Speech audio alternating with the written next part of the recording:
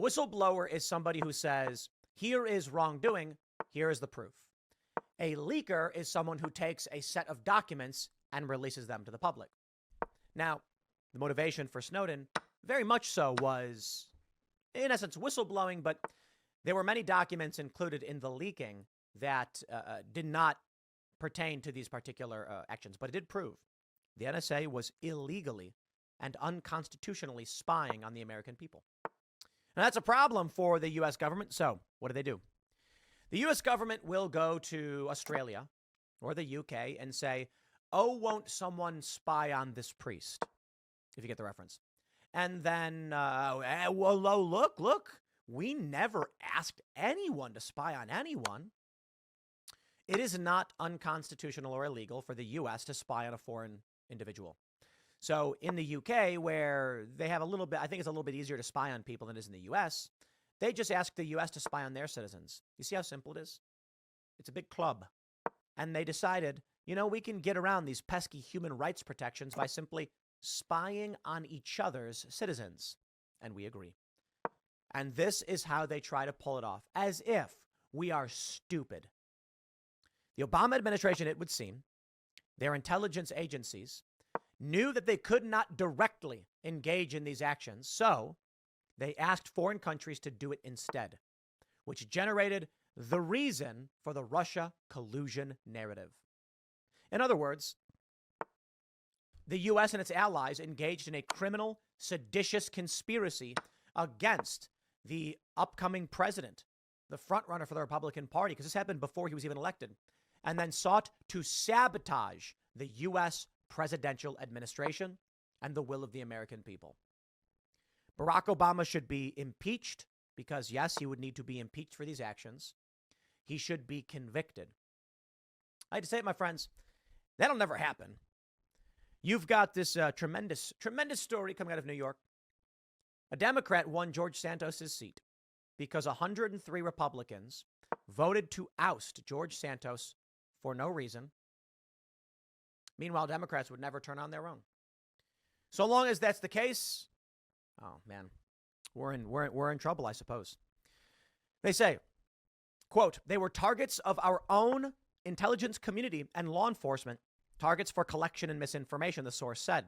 Britain's government communications headquarters intelligence apparatus, GCHQ, was making contacts with Trump associates as early as March 2016.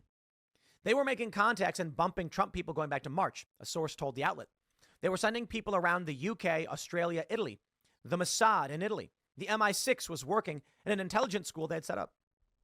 A GCHQ spokesperson told the outlet that it claims it was asked to conduct wiretapping against the then president-elect. Claims that it was, quote, asked to conduct wiretapping against the then president-elect are nonsense. Told the outlet that claims that it was. They do this weird thing with the quotes. They're saying it's not true. Intelligence related to the alleged surveillance effort is housed in a 10-inch binder, according to the outlet, which Trump ordered to be declassified at the end of his presidency and could contain evidence that multiple U.S. intelligence officials broke laws against spying and election interference. The whereabouts of the alleged thick binder are unknown. The Trump campaign and the CIA did not respond to the Post's request for comment. Warrantless surveillance of a U.S. person is specifically prohibited by U.S. law. Former FBI lawyer Kevin Kleinsmith was sentenced to probation in 2021 after admitting that he falsified an email to renew a wiretap against Trump campaign advisor Carter Page. Page had been wiretapped after intelligence sources suspected he may have been targeted by Russian spies.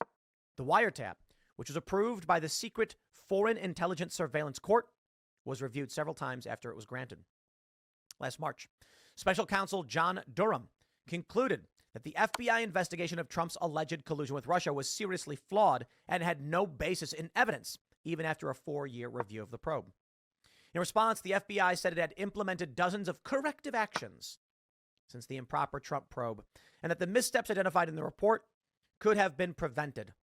In 2022, Taibbi and Schellenberger were involved in the publishing of the Twitter Files expose, which detailed how the social media giant's previous management team sought to silence controversial voices and suppress news items, such as the Post's reporting on the Hunter Biden laptop. My friends, there is a deep state.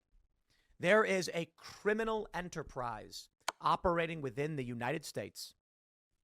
I don't have any answers for you. I don't know how we deal with this. I can only say, maybe Donald Trump gets elected in November and we see some reforms. But this is why I feel like the country will rip itself in twain before they ever allow that to happen. As much as many people are like, Tim talks about civil war all the time. Well, aside from the report that Georgia is sending about 20 National Guardsmen to assist with logistics and engineering, the Texas National Guard in defiance of the Biden administration, those are shocking reports. That's breaking information as of yesterday. We read the Boston Globe report about the Democrat wargaming of the 2020 election. And in their proposed scenario, should Donald Trump win the 2020 election, they would advocate that the West Coast states secede from the Union, or at the very least threaten to secede unless